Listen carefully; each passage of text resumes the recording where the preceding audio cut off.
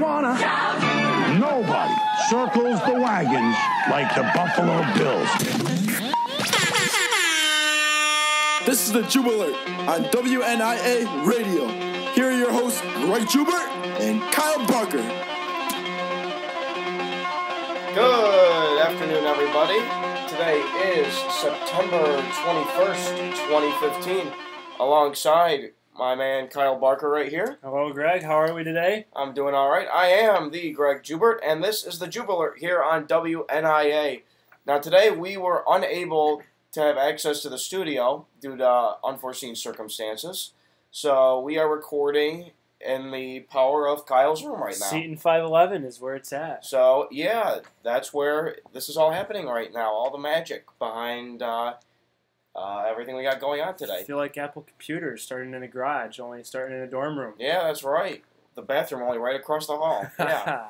All right, so today is our first show of the Jube Alert. So, basically, we're all about sports.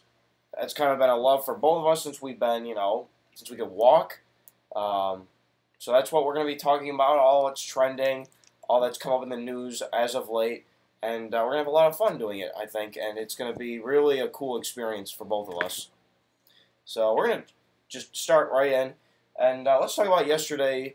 Bills-Patriots was quite the game yesterday in more ways than one.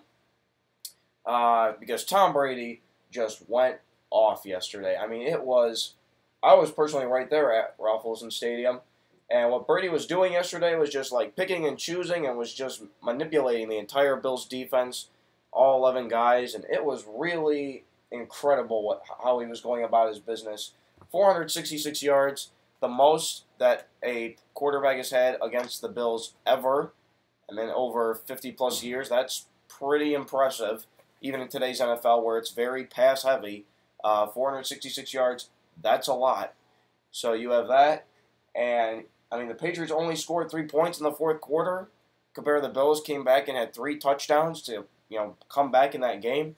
But, I mean, Brady just did what Brady does, and what he's done against the Bills all time. He is 24-3 against the Buffalo Bills all time for a reason. I think the biggest thing from the game yesterday was the Bills' defense and the penalties that the Bills had. The Bills kept taking penalties, and they didn't need to take any penalties. From my side of it, watching on TV, I know you were there, Greg, I thought the refs were shaky at best for both teams. Would you agree on that? Mm-hmm. I would say, just the Bills, they have to get Tyrod Taylor a little bit more comfortable in that offense. He looked a little shaky at times. He had 3 picks. 2 of them can't really blame him for. One right at the very end of the half, just trying to scramble and to get something deep. Same thing at the end of the game. Off of Watkins' hands, bops up in the air, and nothing you can really do about those. But still, 3 turnovers in a day cannot win against the Patriots with 3 turnovers. And I think Bills' penalties yesterday really became a big story. And you look at, yes, the Patriots did have a lot of flags too, but, I mean, the Bills, some of them were just real bonehead plays. You look at it, especially there was one, Aaron Williams was called after a big play for unsportsmanlike conduct, something getting in a little bit of a conflict with Julian Edelman. 14 penalties yesterday for 140 yards.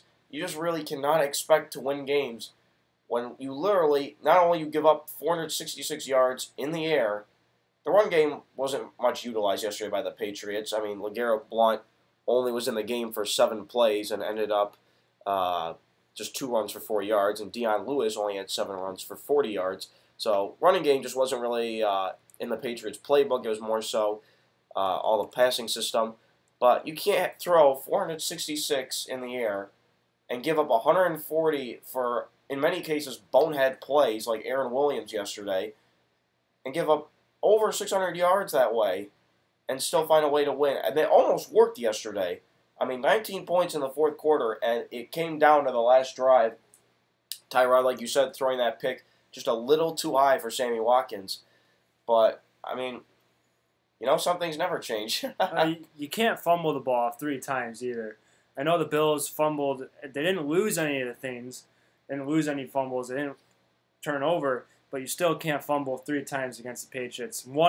I'm surprised that one of those fumbles was not recovered by the Patriots. If one of those fumbles goes the other way, that we might not have seen any shot of a fourth quarter comeback that we saw yesterday in that game.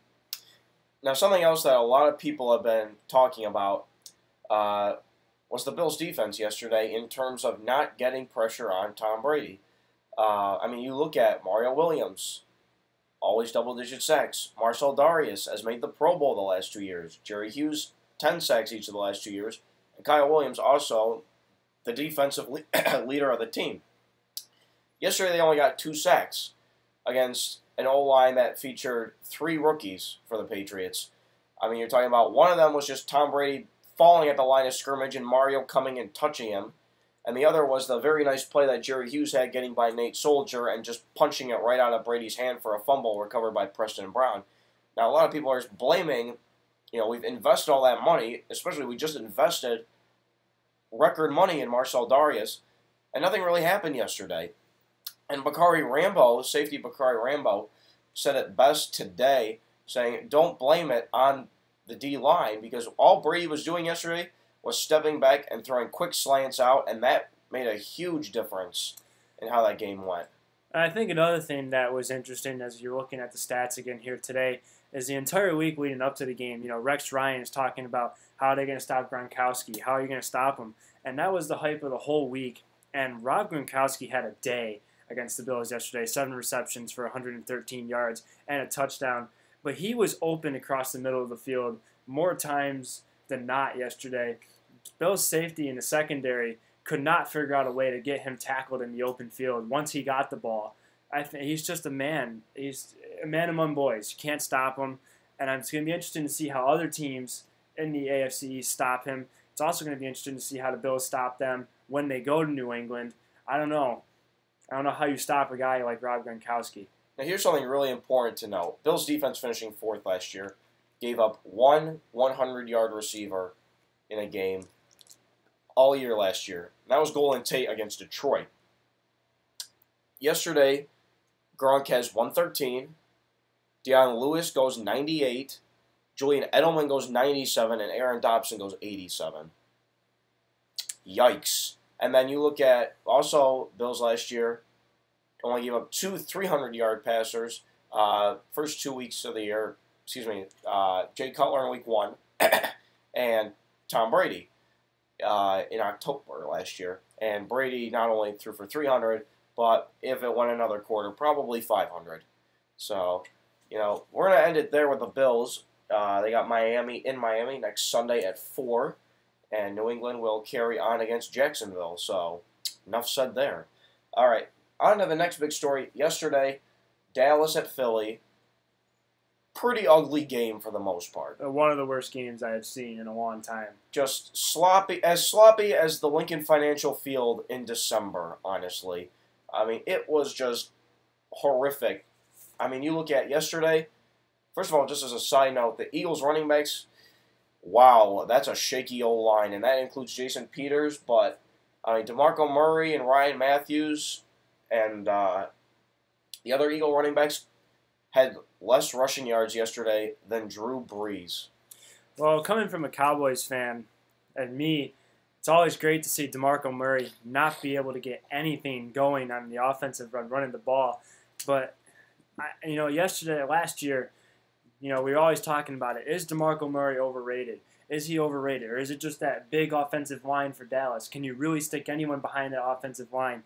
And I think DeMarco Murray is proving that he was a little overrated last year as a star running back. Nothing, even with that offensive line yesterday, there were some plays out there when they would get pitches to the outside, and it looked like he'd almost given up on the run. He'd just go straight out of bounds, not even try to take a hit. He was falling down. He was slipping on the turf.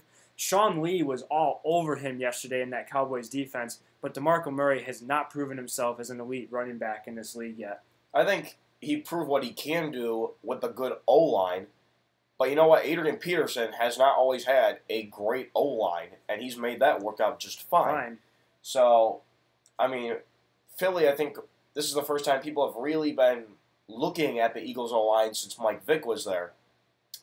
And I think, when you hear DeMarco Murray and Ryan Matthews, those are 2 running backs who prove they can play in this league. And to have less yards combined yesterday than a 36-year-old Drew Brees.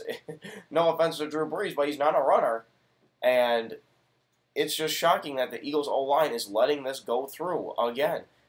Tony Romo played just over a half, and we'll get to the Romo injury next here on Jube. But Romo had more rushing yards than DeMarco Murray did. Sam Bradford had more rushing Sam yards. Bradford had more. And Sam Bradford will be lucky if he can walk when he's 50. And speaking of Sam Bradford, he was terrible yesterday. He looks like a high school quarterback in the NFL right now. He could not complete a pass. He had a couple passes that were in the ground, not even close to his receivers. I don't know if it was miscommunication with his wide receivers or if it was just him not executing the plays and the ball maybe slipping out a little bit. But Sam Bradford has to figure it out really quickly here, or I think we're going to see a change in that Eagles quarterback pretty soon here. And I think Mark Sanchez will be ready to go when the time comes, because Mark Sanchez last year, on a 10-6 team, taking over for Nick Foles, they very well could have been a playoff team last year. And at 10-6, they probably should have been a playoff team last year.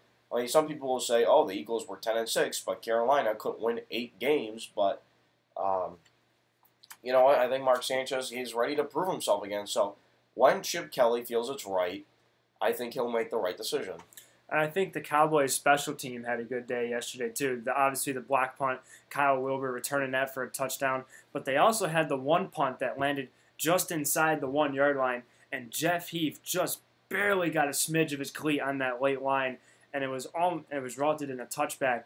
But just the execution yesterday, everything from blocks on kickoff return, Philadelphia didn't stand a chance when this game started. Even though the Cowboys' offense in the first half only put up 6 points, they were able to get down the field, and then they got inside of the red zone. Now, this is where they're going to miss Dez Bryant the most. Get inside the red zone, not able to throw that goal line fade to that wide receiver. They obviously stopped right there, had to kick 2 field goals. But, the Eagles' defense, the analysts yesterday, Joe Buck and Troy Aikman were saying, the defenses were playing good. I didn't think the Eagles' defense played all that great in the first half. And then especially in the second half, when Brandon Weeden is going 7 for 7 on your defense, that's not good. No, I wouldn't think it would be good out of he's Brandon Weeden. So he did what a backup should do yesterday, a very good backup. So especially he had a very nice pass to Terrence Williams there in the fourth quarter. But let's get on now to the big story coming out of that Philly-Dallas game.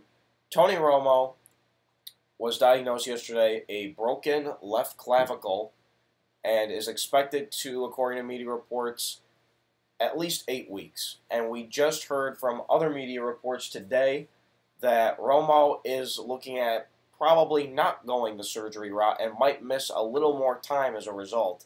So, that's a huge loss regardless. You're looking at very well. He could go on short-term IR. But at the same time, look at this division. Washington's in second place right now. Kirk Cousins and the Redskins, that's right, are in second place. I know it's week 2. But the Giants are 0-2. And the Eagles are 0-2. And then the Redskins had a very nice win yesterday against running the ball against the Rams. And just coming from experience, I've broken my left collarbone twice, and there's a big difference between it being fractured and it being broken. Now, they said that Romo fractured the collarbone, and I don't want to play any doctor, but for Romo not to take the surgery route is a little surprising. I know we don't know the full extent of the injury, but if it's what they define it as is, if it's truly just a fractured collarbone, I'm really surprised that Romo is not taking the surgery route here. Surgery allows you to get up and moving before a month. If you're waiting it out, you're going to be sitting there and you have to wait for that bone to knit together until possibly 6 or 7 weeks in. Thankfully, it's his non-throwing shoulder, but it's still football. He's still going to have to take a hit there from the linebackers if the blitzes are coming. And the irony of this whole thing is they have the best offensive line in the NFL. Quote unquote, or arguably they have the best offensive line. And year after year, it's something so fluky that happens to this quarterback, Tony Romo. He's getting injured. It's a second collarbone break. Who knows if he'll come back to be the same as he was in week 1. They were terrible, but that end of the game drive in week 1, Romo looked elite, and it looked like good things were coming for the Cowboys. I don't know what the Cowboys are going to do. Are they going to go the route of Brandon Weeden? Are they going to go to the practice squad with Showers? He played in the preseason. They could even go back as far as you look and maybe go back to Kyle Orton. Kyle Orton's not doing anything. He's been in the system recently. But for now, it seems like they're going to go with Brandon Weeding, quote-unquote, from Jerry Jones. I think the real thing that makes Dallas people really apprehensive over this is you look at last time when Dallas had to suffer through this, when Romo broke the clavicle the first time back in 2010. They were a 500 team. They were 5-5. Romo gets hurt the last 6 weeks of the year. John Kitna, remember him? Had to go and fill in, and they were 1-5 and finished 6-10. You look at, there's no Romo, and there's no Dez, and there's really no legitimate running game that's proven itself, unlike last year. So yeah, the O-line is nice, but if you don't have the quarterback or the running game to back it up, what good does it do? And it's going to be interesting next weekend. They play Atlanta at home. And it's just going to be interesting to see what the mood of the fans are and how the game takes place. It's going to be interesting to see if Brandon Weeding can be on a first-string offense and lead the Cowboys. Hopefully he can lead them to just 500. That's all I'm hoping for, is that he can get them to at least 500. It's going to be interesting to see. I don't know if Brandon Weeding can do it. He looked good in the game yesterday, but yet again, that was yesterday's game. That was one of the weirdest games and, worst games I've ever seen. Do I think Brandon Weeding has it in him? Of course. He's an NFL quarterback. He's proven himself throughout college. He was good. We're going to have to wait and see until next week. And the Cowboys, maybe they do find another quarterback, but I think you have to stick with Weeding in this situation. He's been there. He was the backup last year. If you go sign another quarterback, whether it be Orton, who is in the system, or someone not in the system, you still kind of have to reteach and retool. And it's also different because Dez Bryant isn't there. There isn't the best wide receiver in the NFL to go up and just catch balls. He's got to work with these rookie receivers or these sophomore receivers like Terrence Williams. I like the Bryce Butler trade they just made for that wide receiver out of Oakland. But again, we're just going to have to wait and see how Dallas pans out here in the coming weeks. So college football this past weekend, big game, big time story of just how Ole Miss just went into Tuscaloosa and shut up Alabama. When you look at when Alabama lost to Johnny Football, when they lost to Auburn, the way those games played out was almost storybook. This wasn't really the case here. This was, a very legitimate number 15 Ole Miss going in there with Kelly and just controlling the game from beginning to end. Bama did do what they do well. They ran the football. They got over 200 yards on the ground. But Bama just didn't have it in them, especially with 5 turnovers compared to Ole Miss's 0.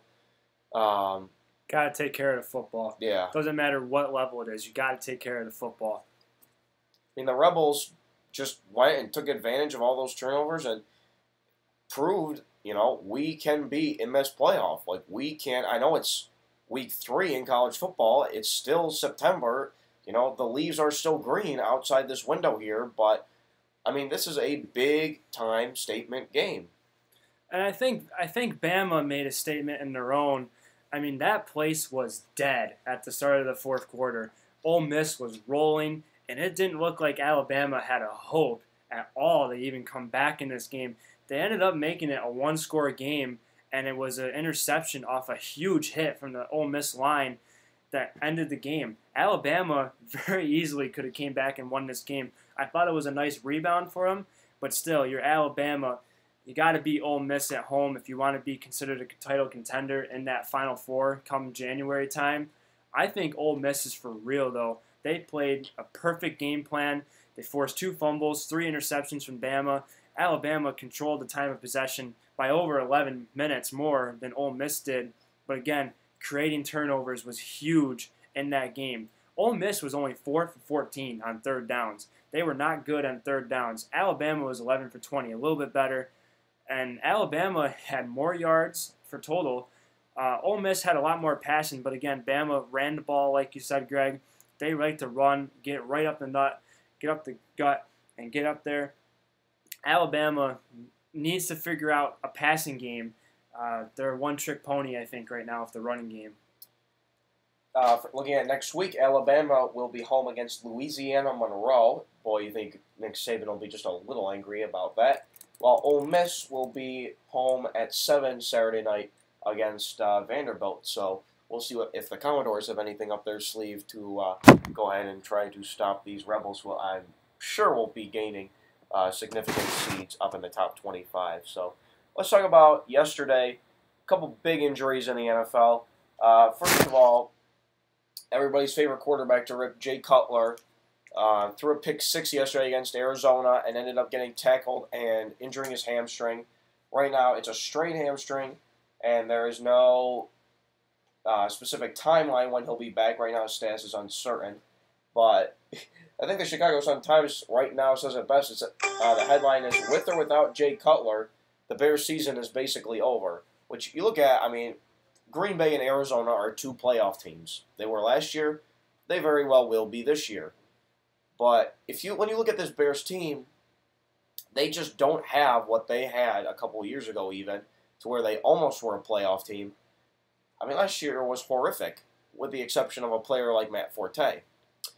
But, I mean, the defense isn't the same without any real leadership since Urlacher left even. And we'll have to see. I mean, Jimmy Clausen is the backup for the Bears. We'll see how that goes. No Josh McCown anymore, obviously. He's been gone the last couple of years. But Jay Cutler, strained hamstring, status currently uncertain. Moving on into Tampa. Tampa played the Saints yesterday, and the real star, former number 1 overall pick Gerald McCoy, left the game against the Saints with an arm injury. Gerald McCoy is reportedly fine for right now. We'll see how he does next week. Because that really is a big defensive presence for Tampa Bay. Obviously, Daquan Bowers was that same draft. Didn't really work out so well. Tampa Bay will be at Houston next Sunday. Aaron Williams yesterday for the Bills, safety number 23. Very scary play. Julian Edelman going for the end zone yesterday on a dive. Aaron Williams basically went horizontal behind him to tackle him. Ended up going on a stretcher and on an ambulance out. He was released from the hospital last night with full movement in his extremities.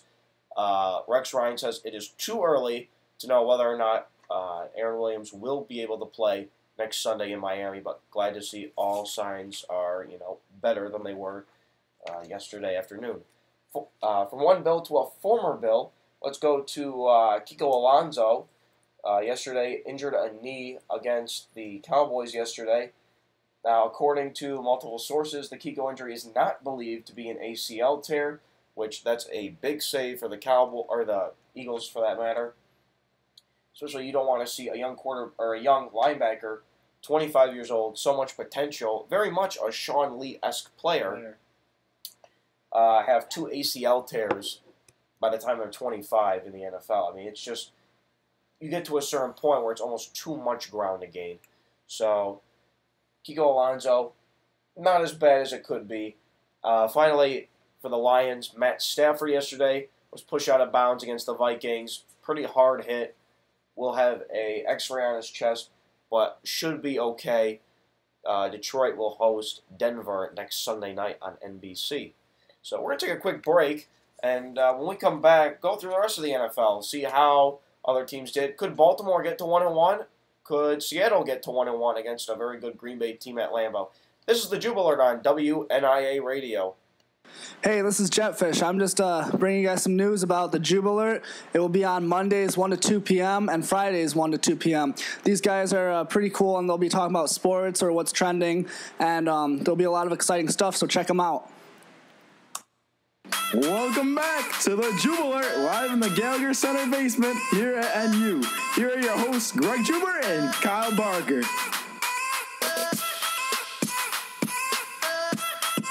Welcome back to the Jube Alert here on Monday, September 21st. I am Kyle Barker along with the host, Greg Jube, and we are here now in Seton 511. We are not in the Gallagher Center basement. Again, technical difficulties in the studio today, so we are recording off of the wonderful Apple laptops here in Seton 511.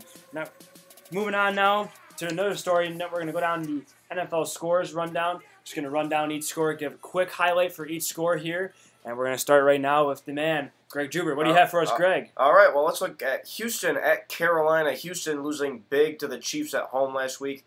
Carolina getting a win against Jacksonville last week, albeit a bit of a sloppy one.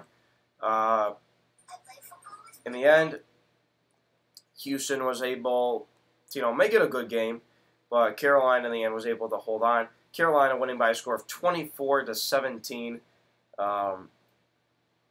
It wasn't a matter of Carolina's defense. Carolina's D only had one sack, Dwan Edwards, but it just wasn't there for Houston yesterday. Houston falls to 0-2. Carolina goes up to 2-0. In Arizona, the Cardinals defeated the Bears 48-23. Carson Palmer went 17 for 24 with 185 yards, 4 touchdowns, and a pick. Jimmy Clausen, on the other hand, for the Bears, 14 out of 23, 121 yards with a pick. Jay Cutler, as we mentioned earlier, left this game with a hamstring injury. He was playing decently up until then. He was 8 for 9, 120 yards, 1 touchdown, and the pick. And Arizona looks to be a team for real this season as they continue to march on and play very good football here. Let's see how they can handle it down the next coming weeks. San Diego coming off their big win against Detroit at home, went to Cincinnati to face Andy Dalton and the Bengals. Phillip Rivers did pass Dan Fouts on the all-time Chargers touchdown list with a touchdown pass to Stevie Johnson. And Melvin Gordon did run for 88 yards on 16 carries, so over 5 yards a carry, not bad. But you know what's better than 5 yards a carry? 6 yards a carry. And that's what Giovanni Bernard did yesterday. 20 carries for 123 yards. No touchdowns, but since he didn't need them, as Andy Dalton played well, hitting A.J. Green for a beautiful touchdown in the back of the end zone, hit Marvin Jones for 1, and hit Tyler Eifert for 1. Cincinnati improves to 2-0, and San Diego will fall to 1-1. Cincinnati will go and face Baltimore next week. In Cleveland, the Browns and Johnny Manziel defeated Marcus Mariota and his Titans 28-14. Marcus Mariota had a rough day out there, got battered around a lot yesterday, but he had a solid day. He went 21 for 37, 257 yards and 2 touchdowns. His opponent, Johnny Manziel, went 8 for 15, 172 yards and 2 touchdowns. Interesting to see here how the Browns are rolling. Browns had that win last week against the Jets. It's going to be interesting to see here how they can keep moving down on the stretch. In Minnesota, the Lions went to the Vikings. Detroit, coming off their bad loss against San Diego, including their fourth quarter meltdown, had the Vikings, who were coming off a very sloppy performance on Monday Night Football in San Francisco. Matt Stafford played pretty well, 32 for 53, 286 with 2 TDs and a pick. Calvin Johnson was like his old self, 10 for 83 and a touchdown on a 3rd and 2 situation. But the real story here for the Vikings, Adrian Peterson was back to his old self. 29 carries for 134 yards, and really something we really haven't ever seen out of Adrian Peterson, which is really being a part of the passing game. 2 catches for 58 yards, including a 49-yarder. Vikings go on to win 26-16. Minnesota goes to 1-1. Detroit falls to 0-2. They get to face now Peyton Manning to avoid going 0-3. In New Orleans, the Saints struggled yesterday as Jameis Winston gets his first career NFL win. Buccaneers defeated the Saints 26-19 yesterday. Winston was 14 for 21 with 207 yards and a touchdown. Drew Brees didn't struggle all too much yesterday. Went 24 for 38 with 255 yards, a touchdown and a pick. Mark Ingram had 16 carries for 53 yards for the Saints as Jameis Winston didn't look too bad out there yesterday. Obviously, week 1 was a bit of a meltdown for him, but it was nice to see Jameis bounce back and get his first NFL win there yesterday. In the Meadowlands, Atlanta, coming off their big win against Philly on Monday night, went to the Giants, coming off their collapse against Dallas last Sunday night. And it looked pretty well in the beginning for the Giants. Odell Beckham Jr. had 10 targets in the first half, before only 2 in the second. Finished with 7 catches for 146 yards, including a 67-yard touchdown. Shane Vereen also 8 catches out of the backfield for 76 yards. But Atlanta proved to just be too much on offense. Matt Ryan, 30 for 46, 363 yards. Julio Jones, 13 catches for 135 yards. Atlanta was able to hold on and avoid a Giants comeback. Made a nice defensive stance. Atlanta wins 24-20. Giants fall to 0-2. Atlanta goes to 2-0. Not much to talk about in the Steelers-49ers game. Pittsburgh crushes the 49ers 43-18. Wasn't even a game for most of the first three quarters. Colin Kaepernick, however, despite the loss, went 33 for 46, 335 yards, and 2 touchdowns. Ben Roethlisberger on the Steelers was 21 for 27 with 369 yards and 3 touchdowns. San Francisco and Pittsburgh are both now 1-1, and they will move on to next week. In Washington, the Redskins hosted the Rams coming off their big win against the Seahawks. Nick Foles played okay, 17 for 32, 150 yards, including a touchdown catch to Kenny Britt. But Washington's run game was just too much. Alfred Morris, 18 for 59, but Matt Jones, it was his out party today. It was his party to show everybody what he was made of. You could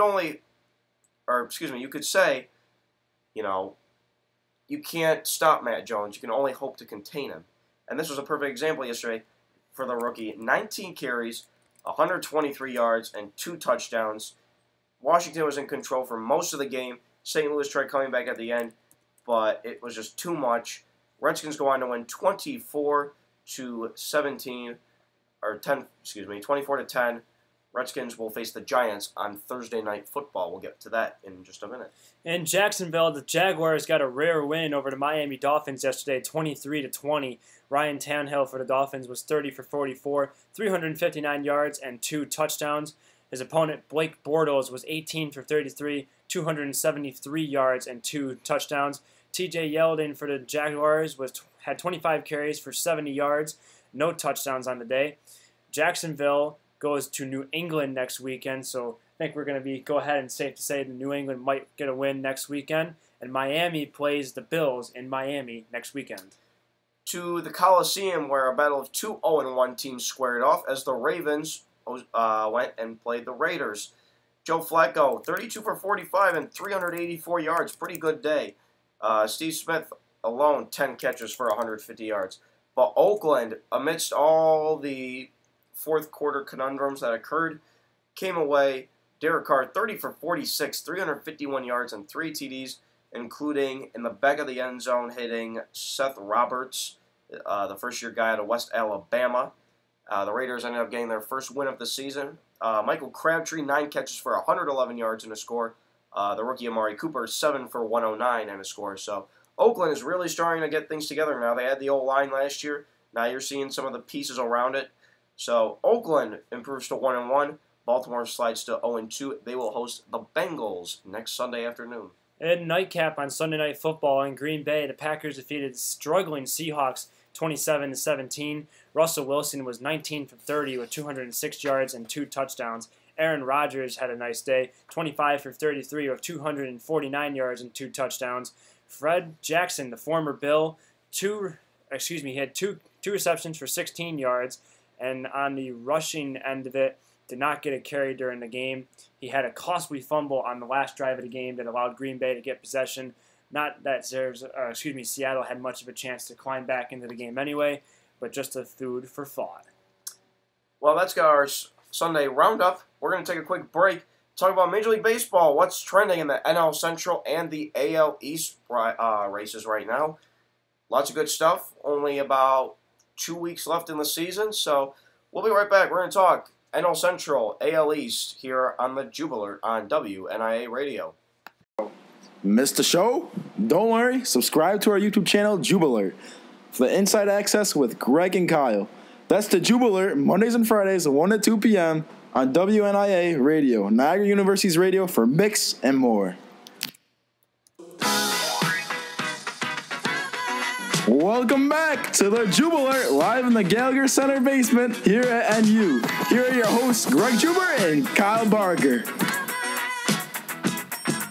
All right, welcome back to the Jubiler here on WNIA Radio, Niagara University's Mix and More. So let's go look at some MLB scores from the last couple of days or so.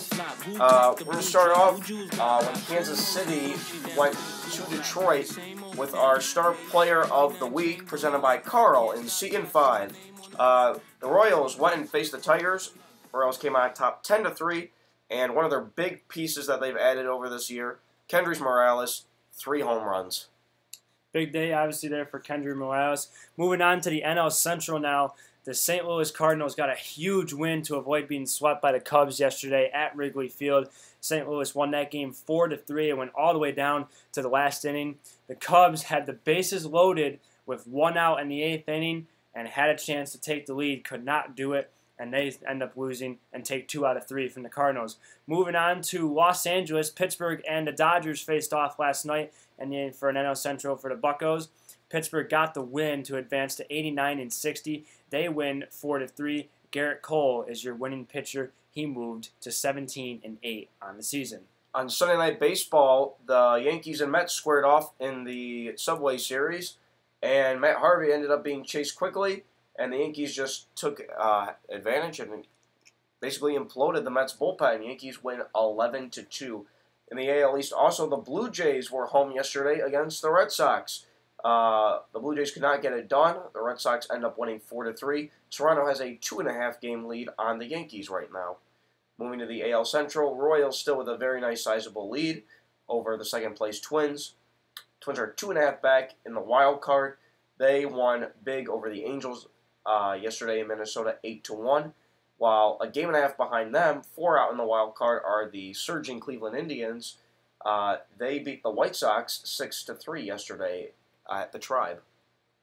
And then finally in the AL West, you have Texas losing yesterday in Dallas, or Arlington for that matter, to Seattle 9-2. Second place Houston, still only a game and a half back, went and beat Oakland in Houston yesterday 5-1. And the Angels 4 back again, lost big to the Twins. So that's your MLB roundup for you. Any other thoughts? Well, I think we're going to have to take a look at the National League. The Mets are continuing to roll in the NL East. They currently have a 6-game lead on the Nationals.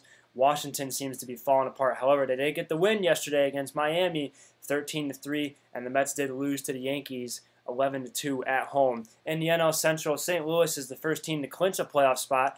They are currently the leading team in the NL Central. The Pittsburgh Pirates are 4 games back, and the Cubs are 6 games back of the Cardinals. 2 back of the Pirates for that first wild card.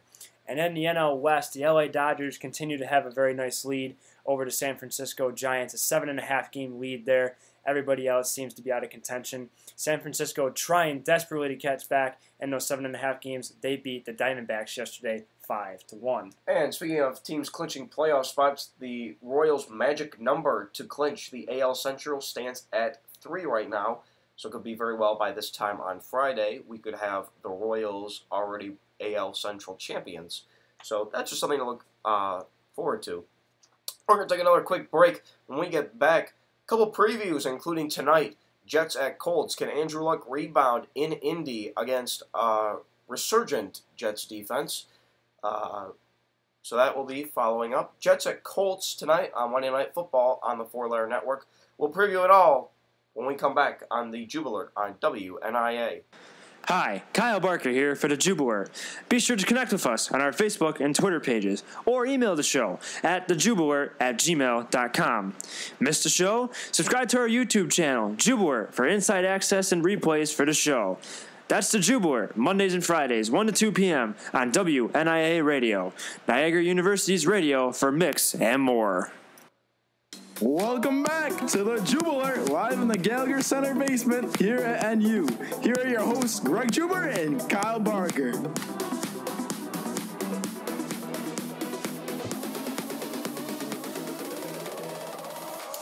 Welcome back to the show. Kyle Barker here with you. I'm going to send out a quick reminder.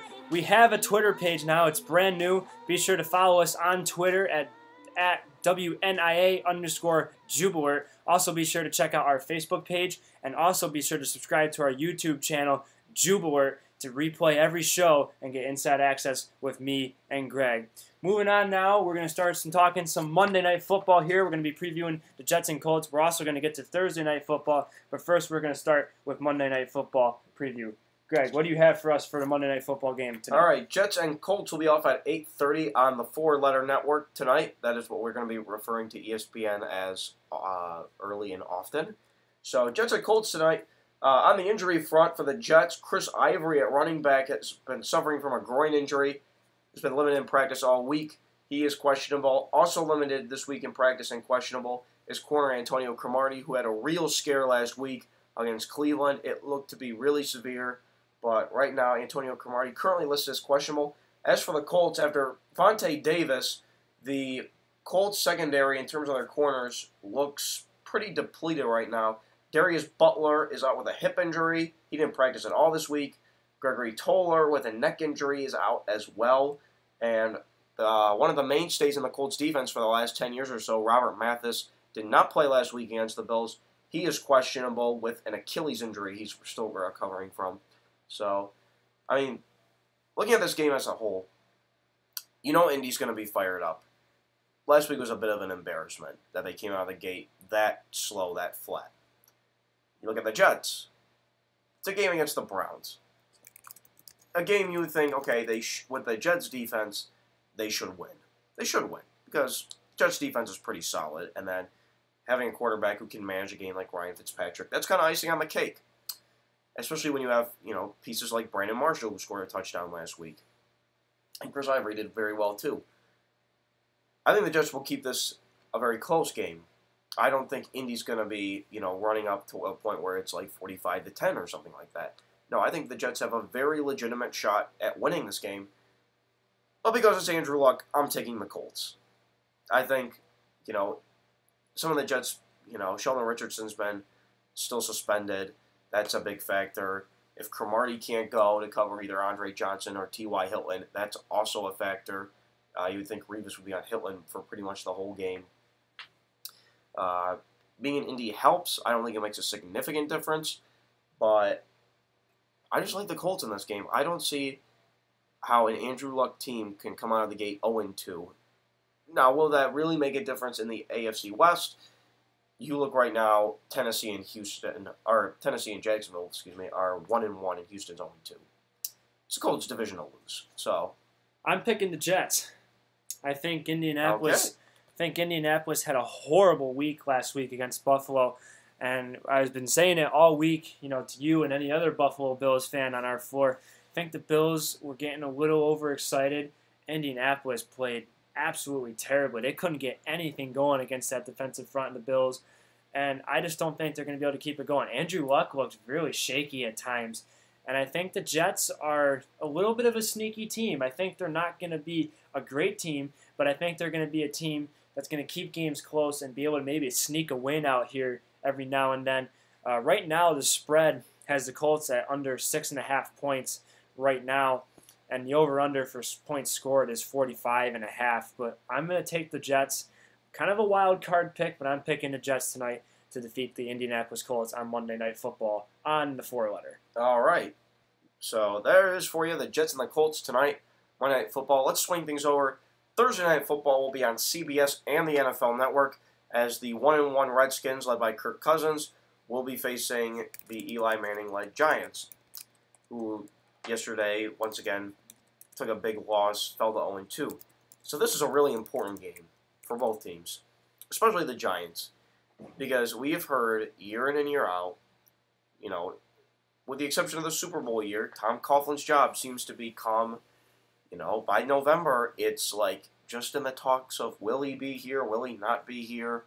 It's a big deal. It really is a big deal. So, the Giants' defense is really not what it once was. You still don't have JPP. Justin Tuck's gone. Hussey is gone. Doesn't help that Dominique Rodgers-Cromartie is questionable for that game as well, and also linebacker John Beeson is day-to-day. He'll probably play. But I think the other big thing here is Victor Cruz is out again, but it's not to mention Deshaun Jackson is also out for the Redskins, so kind of mano a mano here. Both star wide receivers are out next weekend. Also, the Giants do have Odell Beckham Jr. The Giants have been, ever since that fourth quarter in Dallas in Week 1, they have been falling apart. They looked okay yesterday against the Falcons. They kind of let a game slip away from them. It's going to be interesting against a division rival at New York on Thursday Night Football. Washington got a big win yesterday against the Rams. It's going to be interesting to see how Tom Coughlin and that team react to an 0-2 start that really should be a 1-1 start. Dallas really had no business winning that game in Week 1. Just a bunch of time management mistakes, and it's going to be interesting to see. I thought the Redskins yesterday ran the ball really nicely against the Rams. Their offensive linemen were swinging and catching every linebacker out there in the flat, getting blocks. They ran the ball nicely. I think Washington's going to win this game because of the way they've been running the football. I think the New York Giants defense is just too battered up to contain with that offense of the Redskins. Even though it's a shaky offense, I think the run game is going to be the ultimate factor in the Redskins winning on Thursday night. I'm going to take Washington too, but if there's anything the Giants can do to win this game, it's do what they did in the first half yesterday against Atlanta, and that's throw to OBJ early and often, and don't let up on the gas. How do you go from 10 targets to 2? It's not a matter of Atlanta's defense. I don't know what it is. It's Odell Beckham Jr. He catches anything in sight. It's just, I understand, D'Angelo Hall is not an intimidating cornerback. Truthfully. An intimidating quarterback, no. A good one, a serviceable one, yes. I just don't see outside of OBJ the Giants having enough weapons, really, both on offense and defense, to really consider themselves like a formidable team. I mean, anything can happen. But, I'm going to take Washington in this one. I think Alfred Morris is going to go back off because it's Alfred Morris.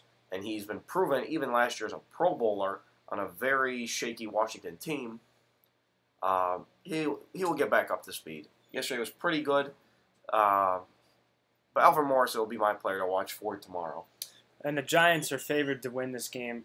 The line right now is 4 points for the Giants to victory. The over-under on points scored is 43.5. Moving on to Wednesday night baseball game that we're going to be at. It's going to be the Toronto Blue Jays at home against the New York Yankees, another AL East rivalry matchup. This has turned into a rivalry with all the games that they're going to be playing probably down the stretch. Ivan Nova is going to get the start for the Yankees. He is currently 6-8 with a 5.11 ERA in the season. And Marcus Stroman gets the start for the Toronto Blue Jays. He is 2-0 with a 3 ERA. What are your thoughts for that game on Wednesday? I really like this Stroman kid a lot. I think he's come back from his injuries, and he's really stepped up his game, and he knows that he needs to on a playoff caliber team. You can't have a team where it's David Price and Mark Burley, and then you have a giant drop-off, R.A. Dickey. You can't have that drop-off. That's kind of like, I think, a lot of the kryptonite for the Dodgers, what it's been. Yes, you have Kershaw and Greinke, who are arguably the best 2 players in baseball, but you can't flip every other game 1 or 2 guys are playing. So that's why the Dodgers have struggled finding that formidable third guy. I think Alex was a nice piece. Matt Latos didn't work out, certainly, as he was just DFA'd the other day. But I think Marcus Stroman really adds as a nice complement piece to this Toronto run. They have really took off. 85-64. Toronto's over 500 people, and not just a little. They've won 85 games, and there's still, 13 games left. They've lost 2 in a row, though, to Boston. Boston has been really, been proving themselves. They've really caught up to Baltimore and Tampa now. They've been doing a lot better. They know they're playing for John Farrell with his, I believe it's Hodgkin's lymphoma. Boston's not an ideal team to lose to, but, it's gotten to this point where it's almost understandable. It's respectable, really. It's not like losing to, the Rockies or the Braves or the Phillies. The Yankees are 500 in their last 10 games. They're 5-5. And a 500 record down the stretch here is just not going to catch the Blue Jays. The Blue Jays are way too powerful. The Yankees need to take 2 out of 3 at the bare minimum of this series. Or is it a 4-game series?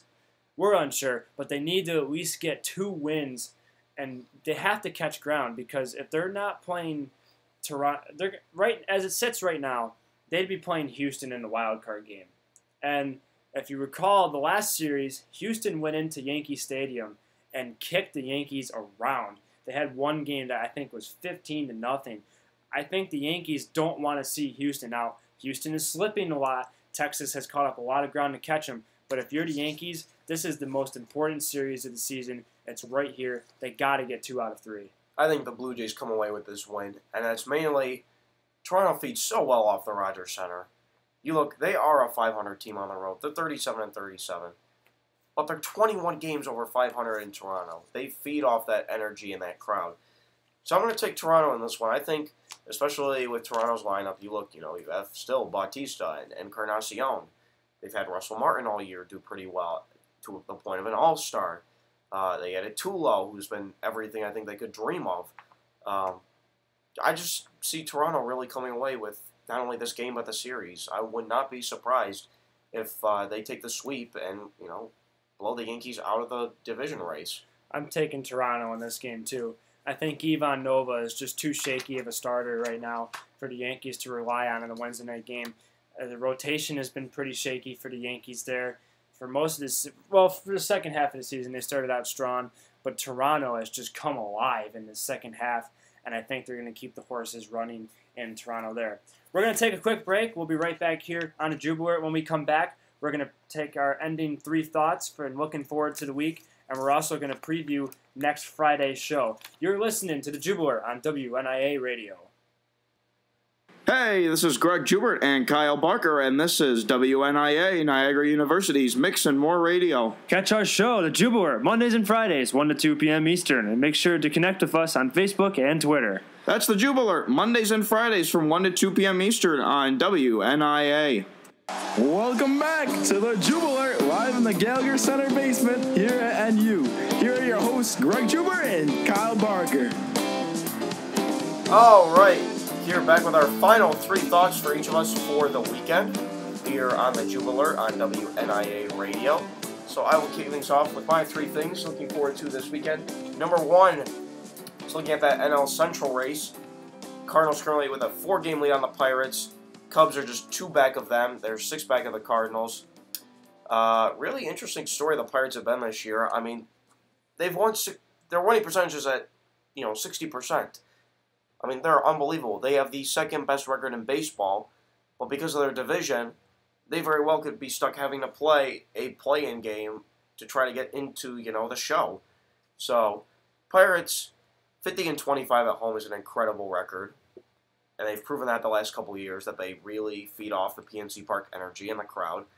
So that's my thing, is that they will now go to Colorado to start the week. First game is tonight at 8:40 Eastern. So we will see if the Pirates can hold on and try to gain a little more ground on the Cardinals while staying ahead just enough of the Cubs. Number 2, as we talked about a little bit earlier, Bills safety Aaron Williams injuring his neck yesterday on a touchdown run by Julian Edelman. Was released from the hospital and has full movement of his extremities. So seeing, can he return this week? Is he going to take another week? It was a pretty scary moment yesterday. So Aaron Williams, that's the number 2 thing to look for. And finally, a team that people really haven't been talking about too much, the Cleveland Indians. Kind of fell behind early. Lost a big presence in catcher Yan Gomes early. Lost him for the first month or so with an injury. They're 500 right now. They've won 5 of their last 9. And they're only 4 out in the wild card. They've really come alive this last month or so. It might be a little too late. 4 games, with 14 to go or so, is not easy. Certainly isn't ideal, but they can do it. I'm very confident they can. Right now, they have to catch Houston is the number 2 team, Yankees with the top spot in the wild card race. So that's my 3 things for the weekend. Now let's go over to Kyle with his. Well, my first thing that comes out of this week is how the media and how the Dallas Cowboys are going to overcome that Tony Romo injury. Here we go again. Romo is injured again. Seems like every year he has something at least wrong with him for at least 1 week. Last year, being his back, he cracked those 2 vertebrae in his back. He didn't miss much time. It's just going to be interesting to see what the mood is. Are people going to believe in Brandon Weeden? Does the team believe in itself without their leader? Do they believe that they can win games with Brandon Weeding? We'll see what the mood is, and we'll see how it translates into Friday when we start to preview all the Sunday games for next week. The second thing that I want to hit on today is the Houston Astros are struggling mightily, and they are in a tense race right now. They've lost 7 of their last 10, got swept in Arlington 4 games, straight sweep by the Rangers. They faced the Angels at home for 3, and then they faced the Rangers at home for another 3 after the Angels series. The Angels are trying to get back into that race. The Rangers are trying to gain more ground on the Astros. My question for the week is, can they catch the Rangers for the division title and avoid a wild card? Lastly, Syracuse football. Can they live up to the hype for Saturday's game? They welcome number 8 LSU to the Carrier Dome on 12 o'clock. That's an ESPN, the 4-letter, televising that game on Saturday. I will be there. Can Syracuse pull out the win even without their star wide receiver, I should say, Steve Ishmael? And the other question for me is, can the freshman quarterback, Eric Dungey, play? Eric Dungey took a massive hit in that Central Michigan game, considered an upper body injury. He looked like he was out and done for when he was on the field. He was able to walk off in his own power. Scott Schaefer says that he has been laughing. He's been enthusiasm. We'll see what happens. Scott Schaefer never likes to give up much. He's always a big believer in protecting his kids. So we won't really know, I think, until kickoff of whether or not Eric Dungey is going to be able to play next week on Saturday. What do you think for that game, Greg? Do you think that Syracuse has a shot? No. No doubt, no. LSU just went and smoked Auburn in Death Valley. I just, when it comes to games like this, I mean, we saw when Jameis was here with Florida State, I mean, they just don't perform well usually. Regardless if it's in the dome or not, I think maybe you keep it close for maybe the first quarter, maybe halftime, but LSU will eventually, I mean, they're a top 25 team, and not even at the bottom. They are always a legitimate powerhouse because they're in the SEC. I just don't see how Syracuse could come away with a win. I think that this Syracuse team is much different than the Syracuse team last year. Last year, Syracuse struggled 3-9. However, when they played the tough teams, they went to Clemson, and they held Clemson to 6 points into the third quarter. They had a game with Florida State until the third quarter, and this team has worked much harder than the team last year. Paris Bennett and the linebacker there for Syracuse all over the place. Syracuse leads the nation in turnovers. They are creating turnovers. They blitz a lot in that defense. Chuck Bullock loves that defensive coordinator there. They're blitzing every time. Then they drop back into man coverage. I think Syracuse has a shot. Now, the only way Syracuse has a shot is if they have Eric Dungey, and if Eric Dungey is quote-unquote normal. Eric Dungey got knocked out of that game Saturday, and the offense was flying. They were doing great. Second Dungey got knocked out. Third, fourth-string quarterbacks start coming into the game. Syracuse didn't get a first down on offense until overtime. They really struggled. The defense had to make some huge stops, and including they had to get 2 turnovers from allowing Central Michigan to win that game. I think the biggest key for me is can Syracuse hang on for 60 minutes instead of hanging on for 45 like they did last year against the top 10 teams, and can Eric Dungey play? I think if they do those 2 things, they have a legitimate shot at winning on Saturday. All right, so we will be back on the air on Friday. We'll look a little further into this Syracuse-LSU game. We'll also take a recap at how this Redskins-Giants game goes in the Meadowlands on Thursday night. And we'll preview Sunday's games of the week, including the Bengals going to the Ravens and the Lions hosting the Broncos. So, for Kyle Barker, I am Greg Jubert, and this has been the Jube Alert here on WNIA Radio. If you can,